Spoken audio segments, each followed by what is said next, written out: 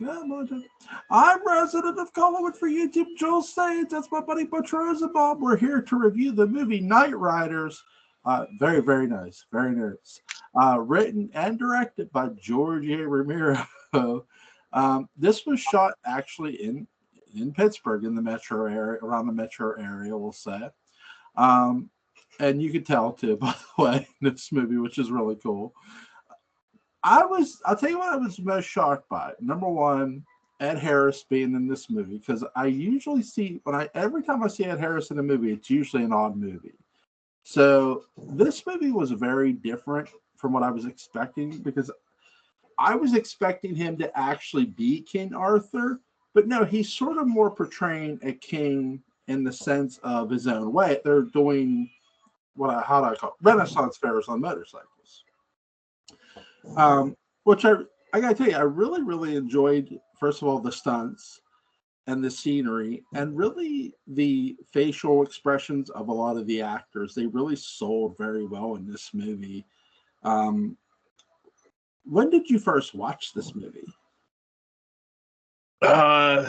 Mid-late 80s. I started working, I think it was 1987, and by then I was a big George Romero fan. So I was trying to track down every George Romero film I could get at every mom and pop. Like there was one mom and pop here in Oak Ridge that had The Crazies. There was one mom and pop video store that had Martin. There was, Blockbuster in Knoxville, and it was just I used to have them all. Before movies became cheap enough for people to buy. Yeah. I just happened to come across this, and I'm like, George Romero. I don't think I even know who Ed Harris was at the time. Yeah. This was his first leading role. Apparently, he'd been on ships before this, and that's how he learned how to ride a motorcycle. Yeah, he's a really versatile actor. He's been in a ton of stuff. Westerns, science fiction, and obviously, oh my God, I'm going to kick myself here as I mess up names now all of a sudden. Yeah, Tom Savini is in this as well, and he does a hell of a job too, being the Black Knight on the motorcycle. You talked about this on Facebook, that it's about the people you're around. And I do agree. This movie gives a really good message for all its stunt work. Even its stunt work, I think, is sort of a message in a sense. It's like these people are competing to entertain, not to hurt one another. You know what I mean? It's not to be taken so seriously, though Ed Harris is sort of playing the part of king and he's ruling what they call by example, if you will. Maybe I'm off base. You might disagree with me. What do you think? I'm sorry, I'm talking too much. No, you're good. They take it seriously, but not to the point of, hey, I got to cut Joel's head off to win. Yeah. There's apparently some unwritten rules that they reference from time to time, and I'm not quite sure what they are, because like during the first fight, when the announcer guy is saying how the King William, King Billy, can challenge any knight that he deems worthy or something like that. And it's like, well, what's the criteria? And right after that he does, and he actually loses to Tom Savini, Morgan, the Black Knight, and like they have to run out there and save him, and it's like, it would be interesting to know what the rules are to this game, if you will. Competition. Let me backtrack there. This competition. When I first saw this film, I'd never heard of a Renaissance fair. I didn't know what these people were doing. Yeah.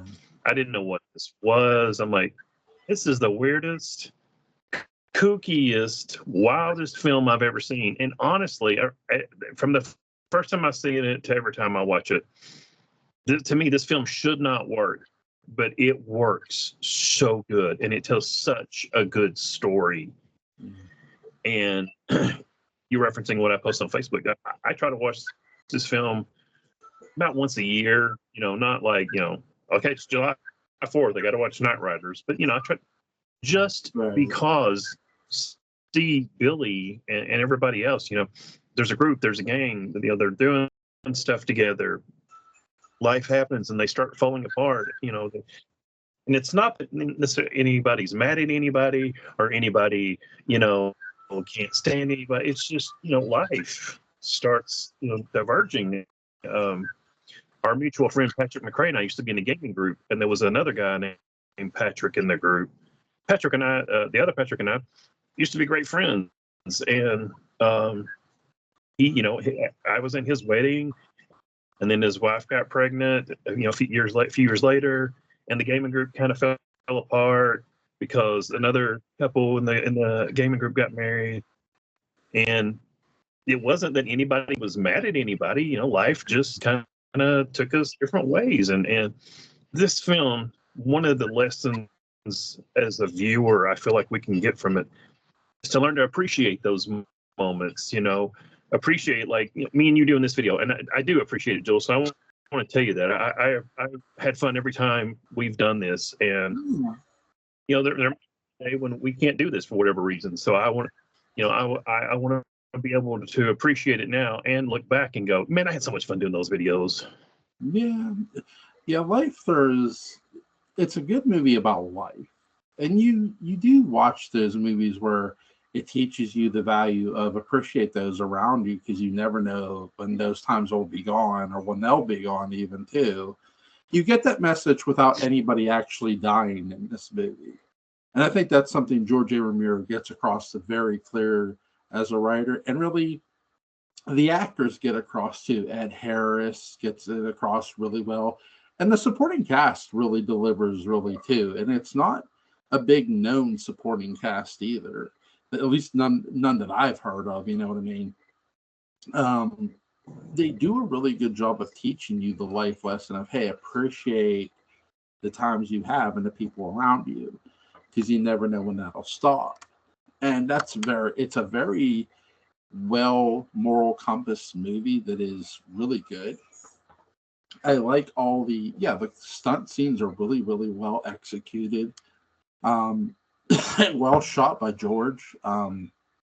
He delivers this unique look, with motorcycles, because we had just reviewed the Smoking the Bandit on here, and this to me does not seem like it's trying to do like what Smoking the Bandit did. If anything, it's bringing more of a moral compass of what it's doing with its stunts.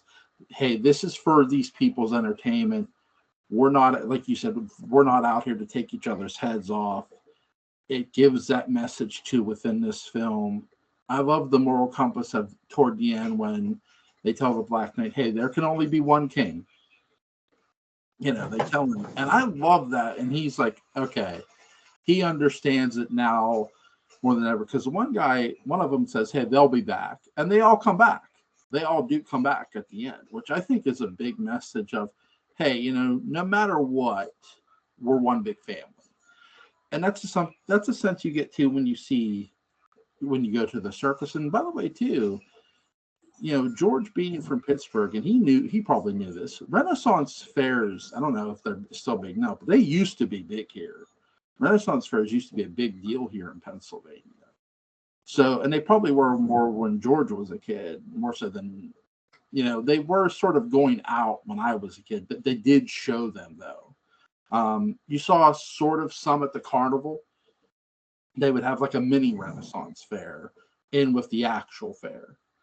They would have a Renaissance fair on a stage. They would have one big fair on the stage, on the outer stage. So they would have that here in Pennsylvania. I don't know if they still do. So I get why George does this here with this movie. It makes sense to me that he does this, and does it a different way too. He doesn't do it the way I saw it as a kid. He does it in a way that will connect with any audience, which makes sense to me. Really well shot too. Like I said, I love you get a protagonist in the cop, antagonist with the cop, which makes sense. I mean, cops and bike movies usually are notorious for being antagonists. It made sense, but it didn't seem so overbearing or, how do I put this, predictable. It didn't seem like it was a predictable path they were taking, which I like. Sorry, what did you think of going? Yeah. It was not Jackie Gleason telling him he's going to barbecue y'all. Yeah. There's a lot of the cast here. First of all, you're talking about being photographed well. The director of photography was Mike Gornick, who George used a lot. There's a lot of this cast that were in, the Crazies, Dawn and Day. You know, they, if you will, a little bit of the George Romero repertoire. Julie, the redheaded daughter, that's Patricia Tallman, who was in Night of the Living Dead 90. Mm. And if you Ken Foray and Scott Reiniger from Dawn are in it. Of course, Tom Savini. There's a couple of guys from Day in this film, including Tasso Stavrakis. So, yeah. Going on to your point, I just wanted to mention that about the cast. There's a lot of people here. If you know George Romero films, you oh, hey, look, there's so and so.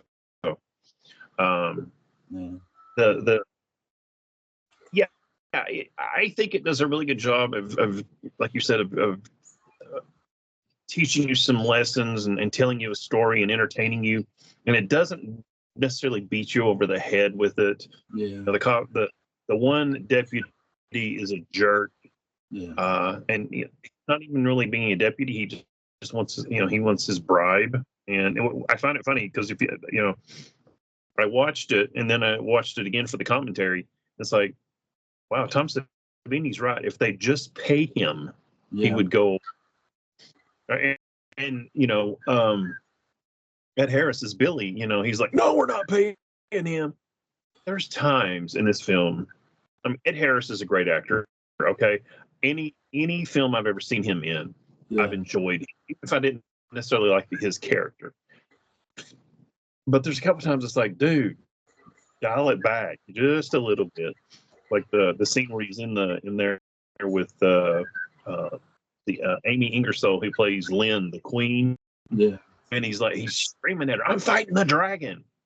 And it's like, not dude, really. She's on your side. Yeah. Calm down. And what's funny is when he says that, I always flash back to Excalibur, because Excalibur had that bit where they were kind of like trying to reference the Force, and everything's I have woken the dragon, and then he's fighting the dragon. It's like it just, I don't know. It always makes me think of that.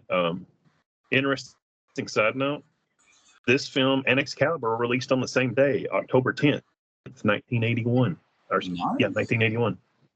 Nice. My two favorite King Arthur films, if you will.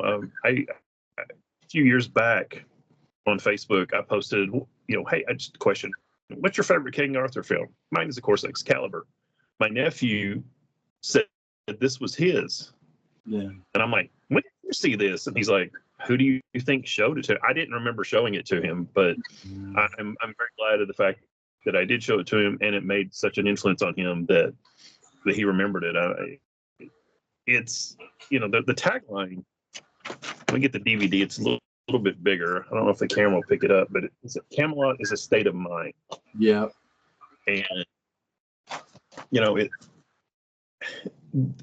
it's not like these people are acting like they're Merlin and King Arthur and Morgan and who's a what's a, but anybody that's ever been a big fan of King Arthur and fantasy and things like that, you can look at this film and there's plenty here to appreciate. Yeah. I think Ed Harris. Sorry.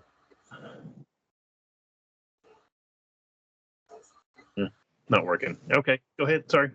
No, I didn't mean to interrupt you if I did. Ed Harris, you're right. He does. It's like, dude, you almost start to wonder, like, is he crossing the line between, man playing the character too much? Is he like, Yeah. how do I put, there's a wrestling term for this, becoming your character almost, like being your gimmick, basically, becoming your gimmick. And that's sort of what I was wondering with Ed Harris. It's like, no, I don't think he's becoming his gimmick. It's just like he has a really high moral compass. And I don't think necessarily being the king, again, set him there, because that's the great thing about this too. You don't meet these people prior to them doing this. Like, you meet them, but then you know that they do this. So you don't like meet these people when they're way younger. You meet them now in their present day, and they've been doing this for some time. So you have to sort of judge them for who they are and what, like, are they their characters that they're playing? And I would say Ed Harris does a really good job of straddling that line really well. He always has played these sort of characters where it's like, okay, I get why you're doing this, and I'm with you on this. It's like, but you could dial it down, because you're right. The character of Lynn was on his side. It's like, he's like, when he said that, "I'll battle the dragon," I'm like, are you really battling the dragon? No, you're not. But it's okay. But it's, you get it. In my opinion, switch lights here a little bit better. I don't think he becomes the character, but Right. as Brother Blue, who plays Merlin, the Merlin character, all these people are looking to you, and he's kind of caught up in the role. Yeah. And he, there's a difference between, playing King Arthur in Camelot and going, you know what, hey, he's really good. I should try to live up to this. And that's great and that's wonderful. But you know what? It didn't work out for King Arthur. Yeah. It doesn't work out for Billy. He's probably not going to work out for you. Not that you shouldn't, try to be a good moral person and do the right thing, but don't get so consumed, with your role and what you perceive it to be. Yeah. Yeah, that's the thing. It's like, I'm trying to look. Okay. Yeah, it's he has a role, and I think he does come to this realization by the end of the movie, because he knows that he's been losing to Morgan, to the character, and it's like, he doesn't, the mark of any great king is when to know when to give up the crown to the right person. And I think Morgan coming back is what Billy really wanted to see. Okay, you want to sell your soul and sign this contract, or do you want to be with us? And he tears up the contract at the end. He gives him the crown and kisses the mechanic, or puts the crown on the queen's crown on the mechanic and kisses her. I think is one of the biggest moments. I really enjoyed seeing Tom Savini as an actor here, because you get to see a lot of him in this movie. He really shows a lot of range in this. It's like, don't get me wrong, great effect artist, but it's like, you almost wish he'd have stayed more in front of the camera as much as he was behind it with this movie. What did you think, Butch? Yeah, I think there's a part of that is, I agree that it's a great character arc for Morgan, Tom Savini's character, but he takes off with his. There's basically like two groups: the Billy's group and Morgan's group. And Morgan's group takes off with this promoter, and Morgan sees as time goes on that this is not working. He's kind of tried to spin off and start his own what's the word I'm looking for? Country, if you will. That's not the word I'm looking for. And he realizes, no, this isn't right. Yeah. And he, like you said, he comes back, and they sit, him and Alan, the character of Alan, and Billy sit down and they discuss. Didn't realize the first time I saw the film, but they're planning out who's going to take over and how. Mm-hmm. And Morgan has learned It always makes me think of the character of Thor in Marvel Comics, where Odin put Thor in a human's body to teach him humility because he become too proud. Morgan learns his lesson, and then Billy is more than happy. He's like, okay, Billy Morgan is now a worthy leader. He's going to take care of these people. Yeah. And he gives his crown to him, and he hugs him, and he kind of kisses him either on the cheek or the forehead. They're in a hug, in a embrace. It's kind of hard to tell, but to me, that's him going. Morgan has learned the proper lessons and is worthy to take over, whereas before he was a little too hot-headed, a little too reckless. Yeah. I mean, it's one thing, and that's the thing too. This movie is about learning from your mistakes as well. It's another valuable lesson in this movie. Yeah, but Tom Savini's character is right. It's like, well, if you would have just bribed the guy, he'd have left us alone. It's like, but again, this movie does get it. You're right. It gets into moral compass without bashing you over the head, but it does it so well. It does it so well to the degree of like, okay, you get why Billy is sort of taking this stand, but you also understand Morgan's point of view. It's like you understand the yin and yang of it without them being so directly like, oh, here, hit you over the head with it. No, they don't do that with this movie, which I love. You let the audience figure out what's going on here. And that's exactly what George A. Romero does so beautifully. It is hard for me to not watch this film and see George as Billy, because Lynn talks to him at one point, and she's like, "We've got an overhead now, and change doesn't mean." He goes, "Compromise," and the conversation veers off, and he shows how he doesn't want to compromise.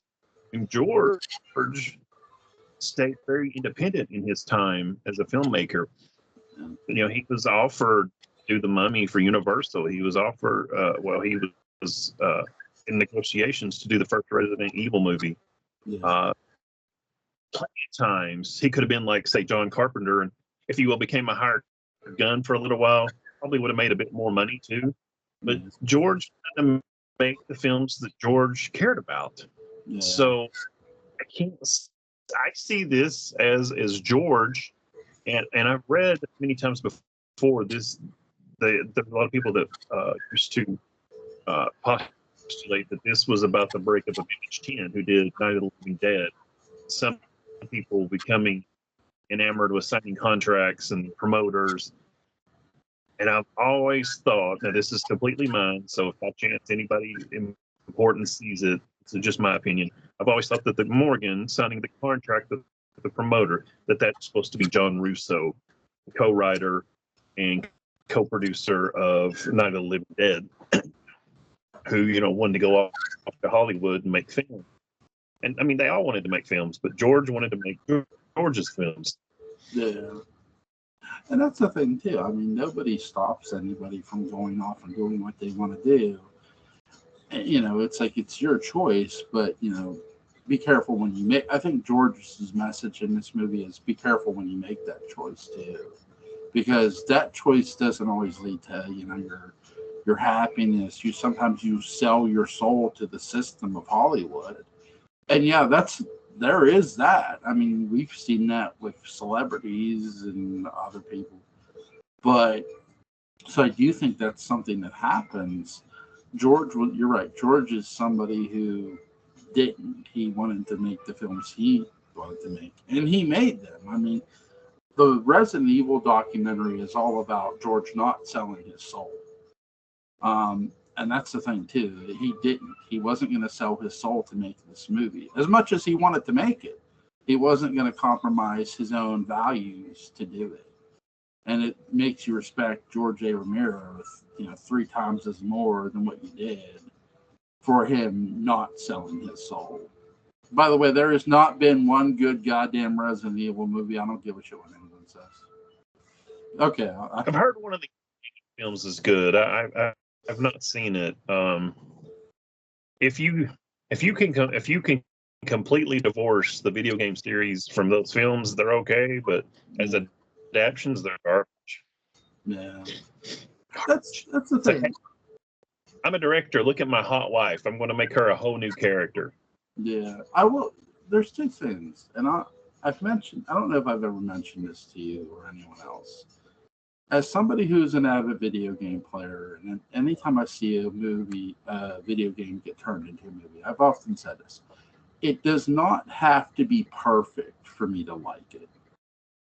As long as you do the right things within your story that lets me know, yes, you're taking the characters from that game and you're telling the story, but you're telling it in a slightly different way that complements the game, but doesn't completely like shot for shot for the game, because that would just be silly. Look, my favorite video game movie is Silent Hill. They don't do Silent Hill verbatim, you know what I mean? They do it the right way, but the character of the woman in the movie is not from the game. I mean, that woman who's the mother, she's not from the game at all.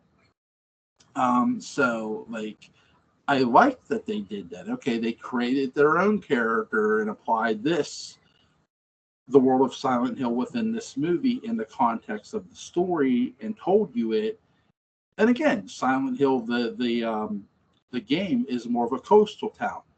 In the movie, it's not a coastal town; it's a coal mining town. They took the town of they say West Virginia, but again, I've said they take Centralia, Pennsylvania, and they apply this. Yeah, right. And that's the thing too. You don't have to appease me 1,000%, but appease enough of the audience that okay, they can see the game within the frames of your movie. They can see that you were making the effort to make as much as the story coherent from the game as possible without mimicking the game exactly. Because to me, if you mimic a game, there's almost no point to make the movie. Like if you complete like Resident Evil, you've played it. What is it? It's going through door after door after door, shooting a zombie. Going, you know what I mean? That's just silly. I would not want to watch that movie in all honesty. But I would want to watch a movie about people going through a mansion full of zombies and trying to figure out booby traps. Sure, that makes sense. Because, hey, what if the mansion was booby trapped? You never know. But again, I do think George A. Romero's Resident Evil script is the best Resident Evil movie that never got made. I mean, I read that thing up and down, and it's beautifully written. No shock, it's written by George A. Romero. Sorry, back to this movie. I got off on a tangent, but sorry. I'm sorry. Who's your favorite character in this movie?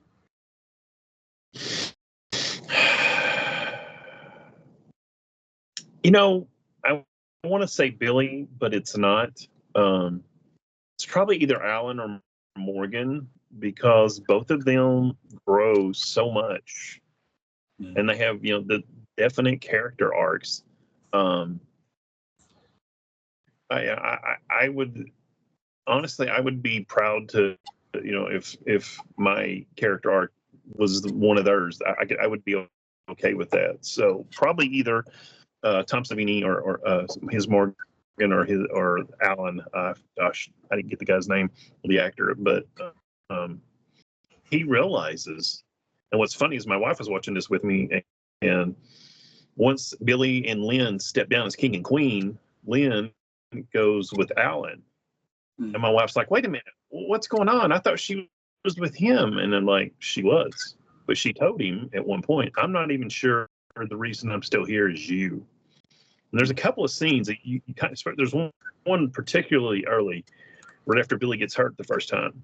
And she comes outside and she's very crestfallen, and she's looking down at Alan, and Alan's looking up at her. And you can tell there's a moment there between her and Alan. And I don't want to spoil the complete ending, because I want me and you to talk about it. But after Billy and her step down, she goes off with Alan. And I remember the first time I saw this film, I had the thought that her and Alan were a couple before her and Billy, and because Billy, God bless him, he goes off on his own thing, and that's not what she's interested in. That's not what she's she does her duty. I mean, she does the Tammy Wynette standing by her man. Yeah. But I was like, okay, I don't have to do this anymore. You can almost see the weight come off of her. Yeah. It's, you often hear heavy as the crown, and you really get that from her most. Great acting performance. What about yours? Friar Tuck.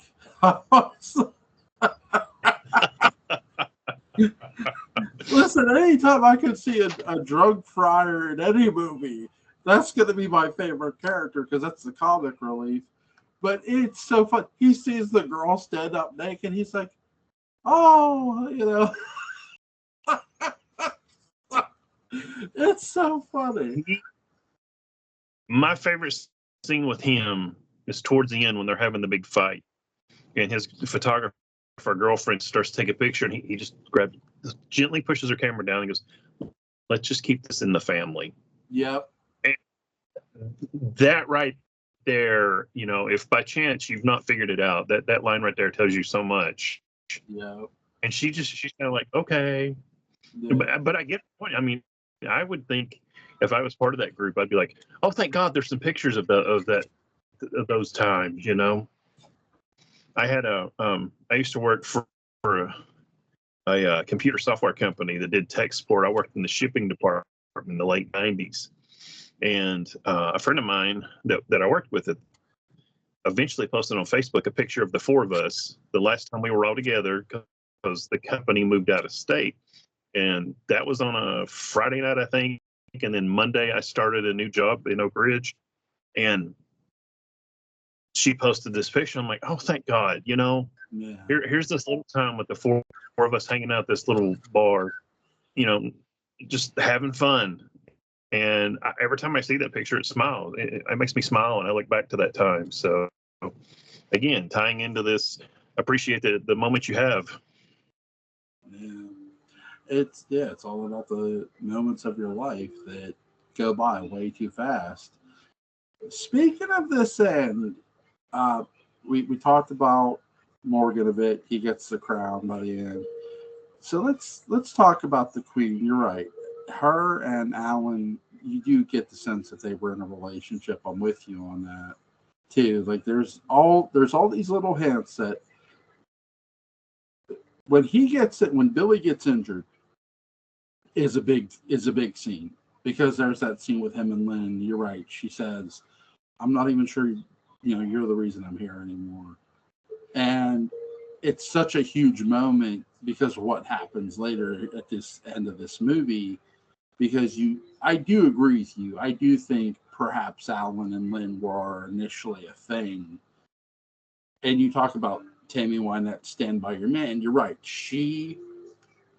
When she became the queen, you could tell Lynn committed to the part, no matter what. She was going to put on that crown. Was just not a crown to her.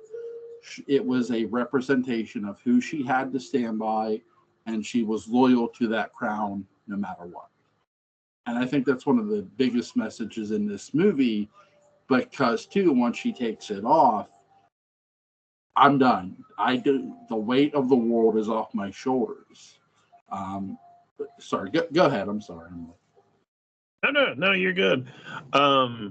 Let's see, we're 37 minutes into it. Okay, I didn't want anybody coming in because we're going to spoil the ending here.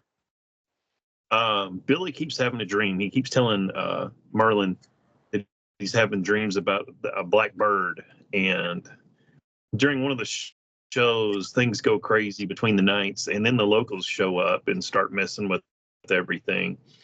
And one of the locals, his symbol is a black bird, and it is what we would have called an Indian back then, but now would say Native American fellow. Yeah. But he basically becomes William's bodyguard / squire. I mean, he starts following him around and everything, and Billy eventually knights him. When Billy gives up the crown, him and the Blackbird guy, I don't think they ever even say his name, they leave. Billy goes and he goes back to that cop that Joel mentioned, beats the living snot out of him. And you love that scene. Oh, everybody loves that scene. And there was this kid earlier when Billy got hurt who wanted his autograph. And that's when Billy finds out about the promoter. And Billy's like, sorry, I can't sign this. This isn't who I am. Billy says later to Lynn, this kid thinks I'm Evel Knievel. Yeah. Let's look up Evel Knievel if you don't know who that is. Yeah. Stuntman doesn't really cover it, but anyway. So he goes to the kid's school, and he walks in, and of course you couldn't do this scene nowadays, no, because they would go crazy. He walks in he has a sword in the scabbard, and he takes it to the kid, and he just lays it on the kid's desk, and he kind of nods at the kid, and the kid nods at him, and all the other kids in the class are like, wow, and they come over because I love that scene. I'm like, I would have given anything to be in that kid when he came in. But anyway, him and the Native American guy go riding. And before I spoil it, Joel, did you have any idea what was going to happen? No, that's not one thing. I was really shocked by the end of this, like by Billy's end, really. Like, I was not expecting that to happen at all. But in all honesty, it fits in with George A. Romero's directing and writing style. I mean, George has made movies where, look, George has basically, in my opinion, started the world is ending apocalypse movies in every fucking way. I don't give a shit what anybody says. So was I shocked by this? Yes. Even though this is a George A. Romero movie, it's so much about family and being together. But I also get why this happens too. Because it's about, life in a sense. This isn't about a zombie apocalypse. This isn't about the world ending.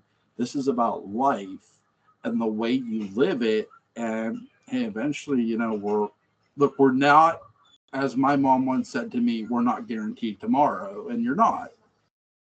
And this movie really delivers home with that, with the way Billy's character ends. It's a reminder of that without being so sad, though. It doesn't feel like it's a punch to the heart. It's just, I don't want to say it's a gentle reminder, because it's not, but it's a reminder that life can be taken from you at any given moment.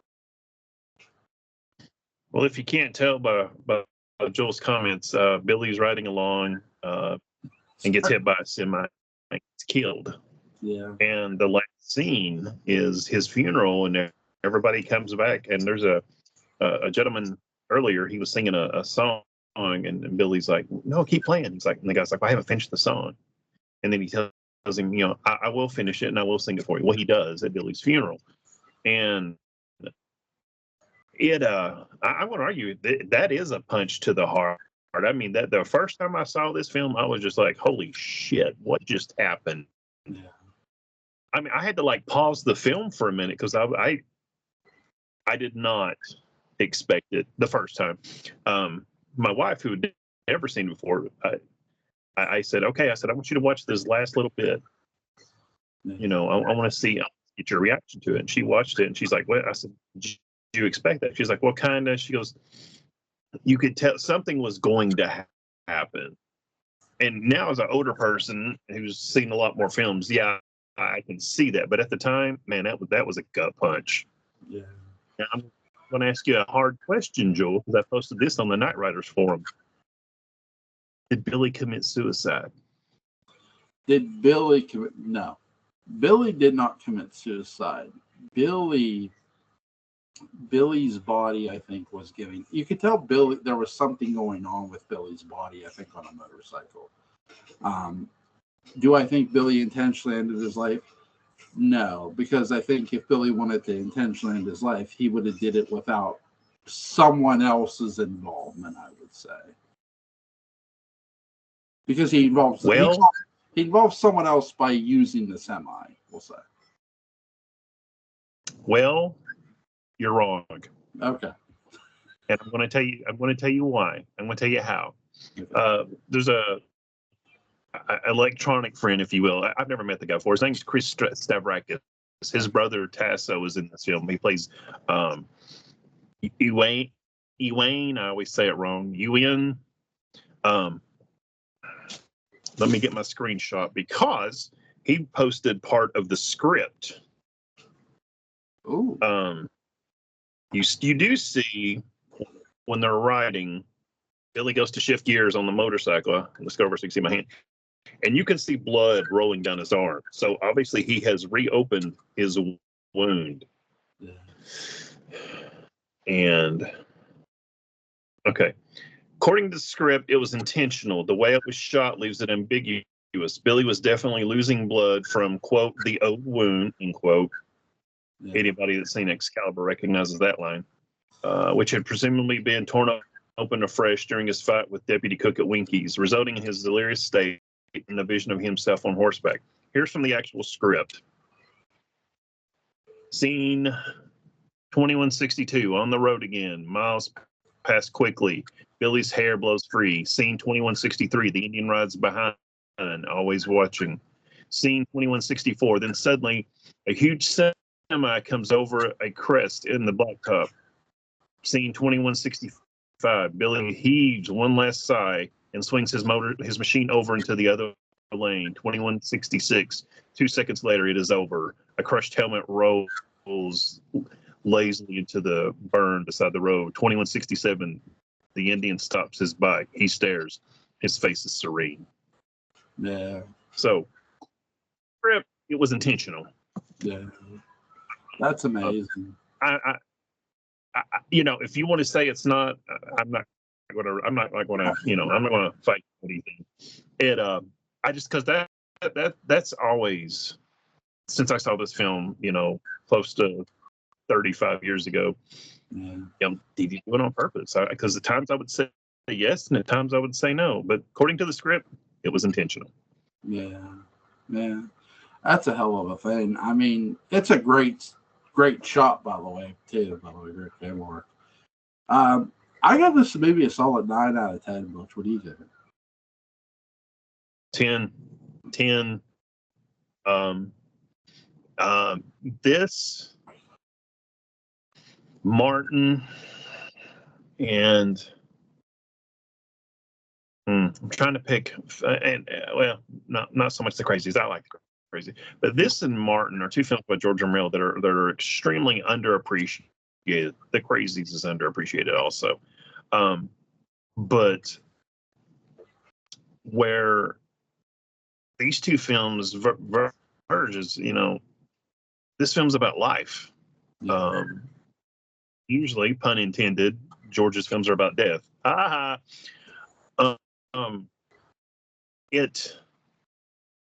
To me, George is at the height of his powers here. This is some great writing. This is some great directing.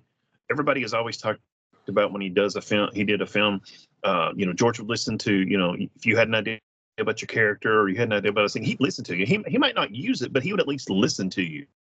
Yeah. And everybody's on the top of their game in this film. It becomes more and more precious to me as time goes on, and now it's almost kind of like looking back with my friends going, hey, you remember when we used to ride around on motorcycles and do that Renaissance fair stuff? Not that I've ever rode a motorcycle. I have gone to Renaissance fairs, but yeah, I mean, it probably is more of a 9, but for me it's a 10 because it's very special to me, and this film, I wish it was better known. By the way, it is available on Amazon and I believe either Tubi or Pluto. I forget which one. For free. Tubi. It's on Tubi. So, if you've not seen it and you've sat through this, you should definitely check it out. I mean, a forgotten gem that's kind of hidden and lost. It should still be on there. If it's still on Tubi, I'll leave a link to it in the description box where people can go watch it. It's definitely worth owning. It's a really, really good movie. I think it's entertaining too. It doesn't bore you with anything it's trying to do. It doesn't like suck the life out of you with the message. Because sometimes with life movies, it's like, okay, you really didn't have to do all this. George Romero makes the most out of less. He does less with more, and he does a really great job here, I feel. I got into a verbal, shouldn't call it discussion. Let's call it an altercation with someone who this film was proof that George Romero doesn't know when to end films. And I may or may not have implied that this person was brain damaged and their mother may have smothered them a little too much with a pillow. It's like this film is just as long as it needs to be. If you think, I don't know, I tried to wrap my brain around that comment. I mean, he was saying, Night of the Living Dead doesn't really end. Dawn doesn't really end. The Crazies doesn't really end. This film doesn't really end. It's like, you're not getting the point of any of these films. Yeah. It just, I mean, I admit my Romero bias. I think I have every time we brought him up in a film. So, but I just really this film is perfect. It picks up, in the middle running. I'm not going to try to say the Latin term in medias res, I believe. Yeah. And it ends when it needs to end. I mean, would if George had wrote a book and told us what happened later? Yeah, I probably would have read it. But it's that's not the point. To me, that's a sign of a good film. You want to know more. I think sometimes people have to understand when a director doesn't necessarily put an end into a movie, they're leaving it to you in the audience's hand with your imagination. What happened? They're asking you what happens next. And that's one of the best things a director does. By the way, John Carpenter does the same fucking thing. So you'll hear of it. But yeah, I mean, look, as somebody who has watched a director and look, one of my favorite Westerns, The Great Silence, has two different endings. It has an ambiguous ending and it has a good ending. And the director went with the ambiguous ending. And so did the star of the film. They agreed. They said, let's go with the ambiguous ending because they just felt, well, it'd be too much if we went with a good ending. Now, did they leave the good ending in there? Yeah, it's on the 2K version. Thanks, guys. I'm complaining. Anyway, yeah. So I mean, directors make choices that fits their films, and that's the one thing you have to appreciate. It's a director's choice. I've always respected George's decisions. Hey, he always asks you what happened here. Guess what? There was a producer who I love to death named Val Lewton who did the same fucking thing with his movies. What do you think happens here? So. That's a two-edged sword. One, it's a great comment. The great fight over who, if anybody, is human at the end of the thing. I love that. I love to read and hear that discussion. But something like say Dawn of the Dead. The first time I met George, I asked him what happened to Peter and Fran. And he said, ran out of gas somewhere around Cleveland. And I jokingly said, oh, my God, that's worse. That's a fate worse than death. But that is a sign of the strength of these characters, that you care. Yeah. What happens later? What happens next? But that's not the story they wanted, the director and or the writer wanted to tell. They wanted to tell the story that you just saw. Yeah. And then it's up to you to make up whatever ending you want. In my mind, Peter and Fran became a couple and took care of the little child whose name may have been Stephen or Roger, or maybe Roger Stephen. Who knows? Yes, exactly. I have no more questions for you. Is there anything you want to add about the movie before we go? Well, can I read some notes to you? Sure. Did you catch the Stephen King cameo at the beginning? No, I did not. They call him Hoagie Man. He's eating a hoagie, and his wife is with him. That's Stephen King's real wife, Tabitha. Stephen King come to the set. They were working on the Creepshow script. In the commentary, George says there was 90 days of shooting and 82 it rained. The second day there was a tornado. According to IMDb, producer Samuel Z. Arkoff, who most people that would watch this channel should know, convinced George to use motorcycles instead of horses because it was intentionally a period piece. And George's like, hey, wait a minute, yeah. Let's see. According to IMDb, Tony Todd, Morgan Freeman, and Lawrence Fishburne were all considered for Rose. Morgan Freeman would have played the Merlin Rowe. Ooh. George married his second wife, Christine Forrest. She plays Angie the mechanic. They married on the last day of filming. According to IMDb, all the motorcycles are Hondas. And at the character at the beginning, Daddy, who was the big fat, she called him the big fat slob jerk or whatever. Yeah.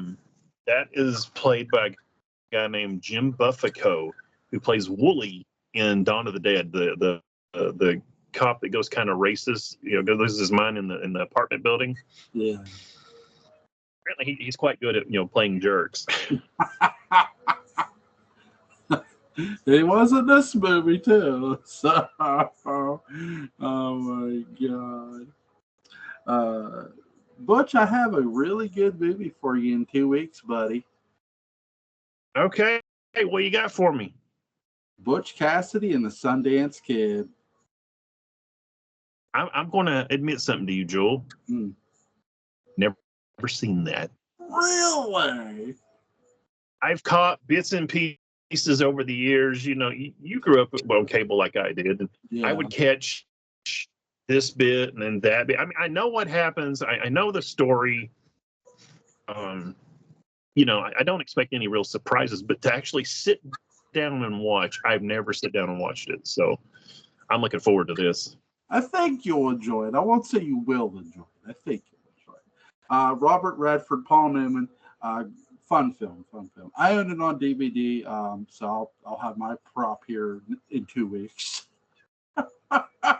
Because Butch always brings great props and great notes. By the way, I want to thank you for recommending this movie. It was really, really great. This was a fun discussion. My pleasure, bud. It was a fun discussion. First of all, you and Jill have a great rest of your weekends. Have a safe weekend, buddy. Be safe, and God bless, man. You as well, my friend. Thanks as always. See you, Butch. See you, bud. Bye.